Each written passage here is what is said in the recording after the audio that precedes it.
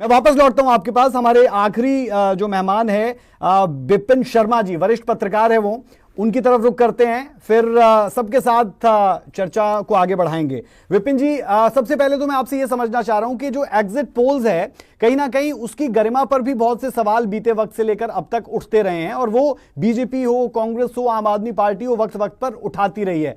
कहीं ना कहीं रिलायबिलिटी और क्रेडिबिलिटी एग्जिट पोल की पिछले कुछ समय में गिरती हुई नजर आई है। इसे आप कैसे एनालाइज करते हैं, और इन पूरे चुनावों पर भी आपकी प्रतिक्रिया?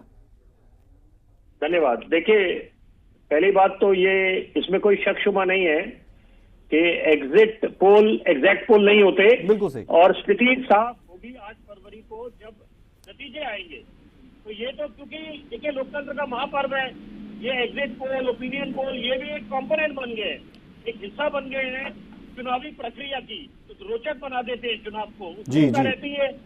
एक आम आदमी को भी बड़ी दिलचस्पी है कि जानने के लिए कि हमारी अगली सरकार कौन होगी, हमारे नेता कौन होंगे, खासतौर पे जो जिन विधानसभा क्षेत्र से आते हैं।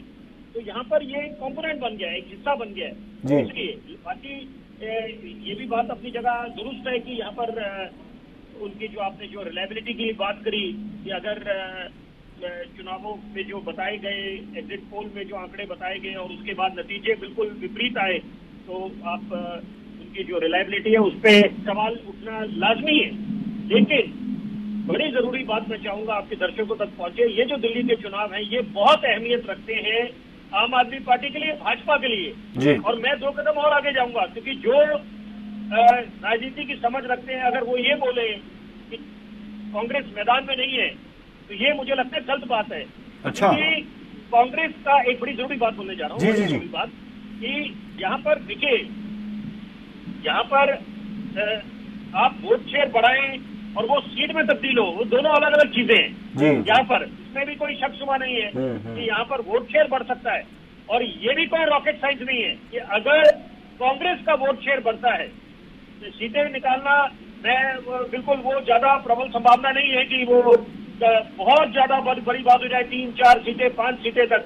अब तो यहाँ पर कुछ लोग बोल रहे हैं 1 सीट, 2 सीट, लेकिन यहाँ पर कांग्रेस का जो दिल्ली का संगठन है, खासतौर पे जो दिल्ली के नेता है वरिष्ठतम, और वो लोग बिल्कुल चाहते हैं कि कांग्रेस की खोई जमीन को तलाश रहे हैं कि ताकि उनके वजूद पे सवाल उठ जाए।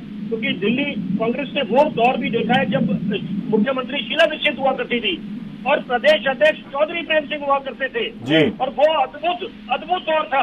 विकास के कार्य जो होते थे उनको देखने के लिए चश्मे की आवश्यकता नहीं पड़ती थी, और जिम्मेदारी ली जाती थी विफलता के लिए भी।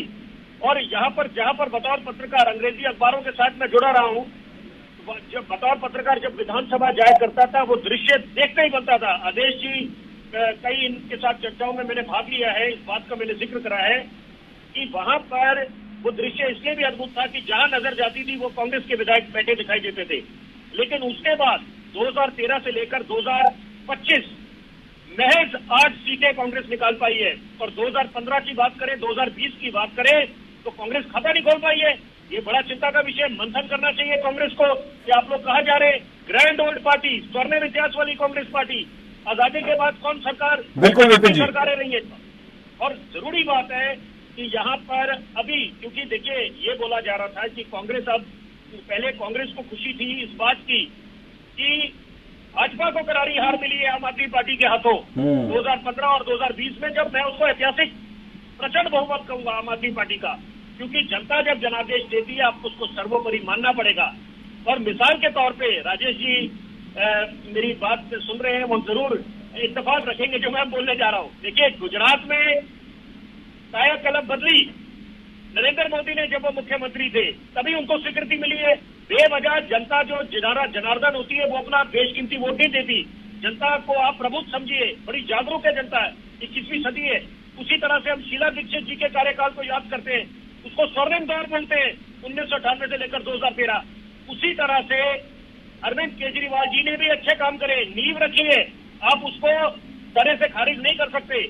उन्होंने नींव रखी है, चुनाव के नतीजे जो भी आए, लेकिन आपको स्वीकार करना पड़ेगा। बिल्कुल ठीक है विपिन जी, हमारे पास एग्जिट पोल को लेकर कुछ प्रतिक्रियाएं सामने